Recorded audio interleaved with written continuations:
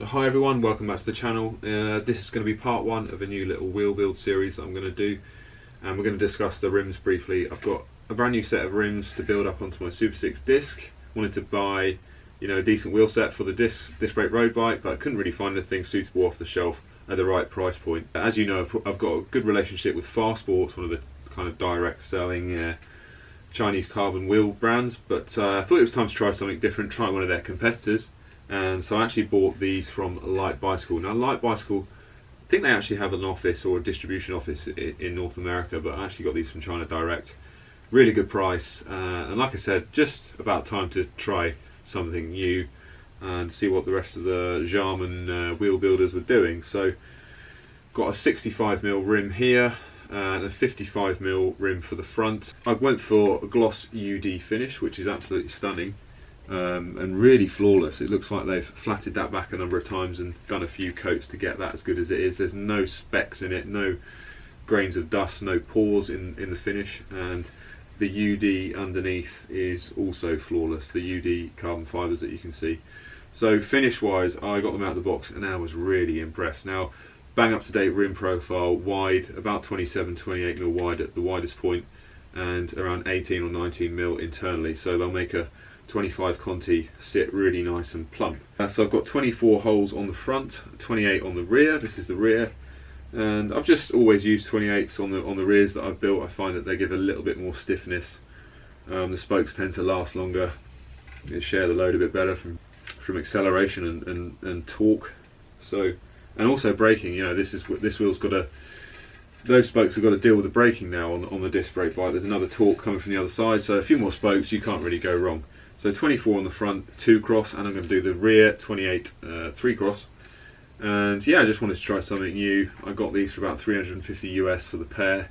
Great finish on them, very very light, because you don't have to have that thick rim brake track on these. It kind of opens up the rim to opens up the design freedom a bit for the rim. It matches the profile of the tyre a lot nicer. I've already stuck a tyre on this, and the profile of the 25 Conti sits dead flush with the sidewall. You don't have to worry about the heat build up like you would with the rim brake carbon wheel, and you can just ride the same wheel all year round on a disc brake carbon clincher, because you don't have to worry about the braking. So whereas before on my rim brake bikes, I've had carbon wheels for like flat days or where it's not very hot or there's not a lot of braking, and then if I go in climbing and descending, I'll stick the aluminium wheels on, or if it's wet, I'll stick the aluminium wheels on. With disc brakes, you just get the freedom to ride whatever wheel you like all year round, as long as you can handle like a deep wheel in crosswinds. If you live somewhere where there's crosswinds, you don't really need to worry about having different wheels for climbing and descending. So yeah, I'm pretty excited to build this up. I've been riding some prime cheap ones from Wiggle or Chain Reaction just to get me going on the bike, but now it's time to ride something a bit more bling. So I'm going to build these up with a DT Swiss rear hub and a Tune front hub, and I'll come onto the hubs in part 2. But yeah, I just wanted to kind of showcase the finish of these Light Bicycle rims. They are really, really good. Like I said, I've used Fast Sports in the past, and I've never had problems with Fast Sports wheels. Rims have lasted I've got plenty of life out of Fast Sport rims, even rim brake rims riding in mountains. So I do rate Fast Sports, but like I said, it's about time to try a competitor, see what they were doing. Communication with Light Bicycle directly in China was very, very good, very fast, really easy to do business with, very willing to send you lots of information on QC and construction, which I found is a problem in other brands. It can be a problem in other brands. They're very shady to tell you what's going on inside the rim or the construction method. I was instantly quite pleased with these rims, because the first thing I do when I get a set of rims from China is shine a torch in the spoke holes and kind of see the destruction that the drilling machine has made for the spoke holes, and see how many fibres are loose, and see if there's any dry fibres or resin rich areas inside the rim. And these ones, I have to say, when I've shone a torch in, there's absolutely no dry fibres or fibres that have been pushed through by the drill bit. Now they are drilled, because I asked them. They're not in moulded spoke holes. I know like MV rims are now starting to in mould spoke holes into the carbon, which means you don't have to drill at all. These are drilled, but they've obviously used a lot of 3K fibre on the inside on that spoke bed, or maybe even some glass. I haven't really looked too closely, but I can't see any loose fibres or any fibres that have been pushed through.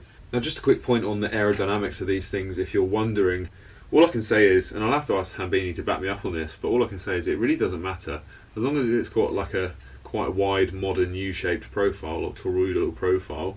The brands are also similar now in terms of this U-shaped profile that it's really splitting hairs. Aero-wise, the difference is probably immeasurable. The real game just comes from the depth of the wheel. The deeper the wheel, basically, the lower the proportion of the whole wheel where you're forcing flow to reattach after it's left the trailing edge. Now, if you imagine some air coming here at the top section of the rim, it doesn't have to separate and reattach because it doesn't pass the trailing edge. So if you can, like a disc wheel, if you can delete the trailing edge, there's less chance of the flow not being able to reattach. I would just say focus on budget, basically. Focus on quality, focus on budget. Get the U-shaped profile, that's the main thing. And then if you can handle it in the crosswinds, just go as deep as you can, basically.